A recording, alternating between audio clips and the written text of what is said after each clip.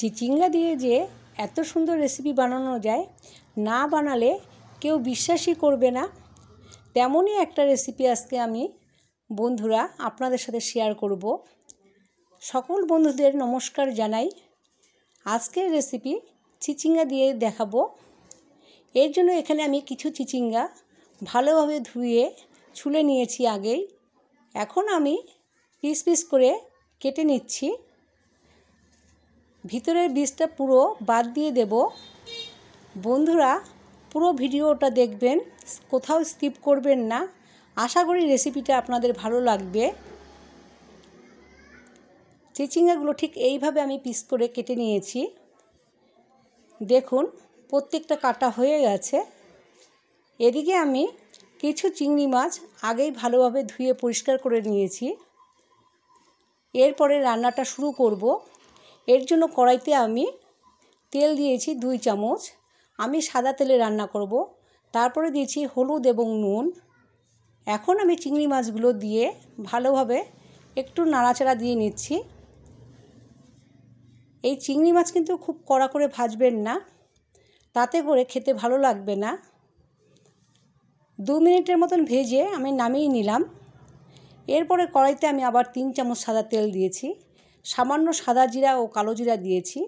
তারপরে একটা শুকনো লঙ্কা 2 টুকরো করে দিয়ে দিলাম।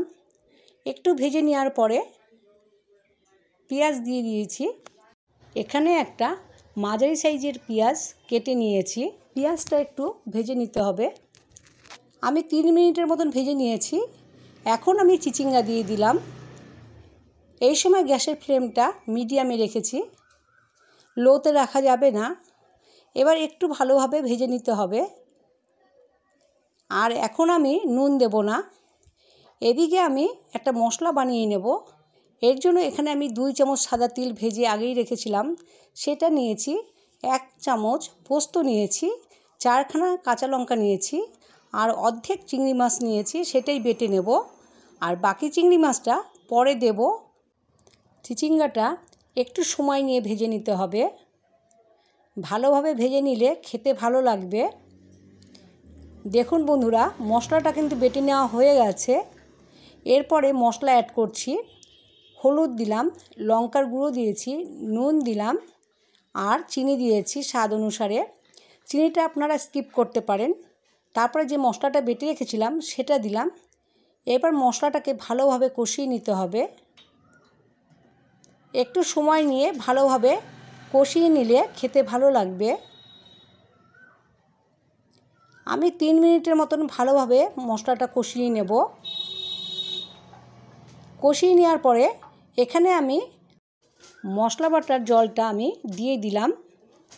এবার একটু নাড়াচাড়া দিয়ে নিয়ে ঢাকা দিয়ে 4 মিনিট কুক করে নেব। 4 মিনিট পরে ঢাকনা সরিয়ে দিলাম। এবার আবার একটু নাড়াচাড়া দিয়ে নেব। এখন আমি এখানে যে বাকি চিংড়ি মাছটা রেখে দিয়েছিলাম সেটা দিয়ে দিলাম।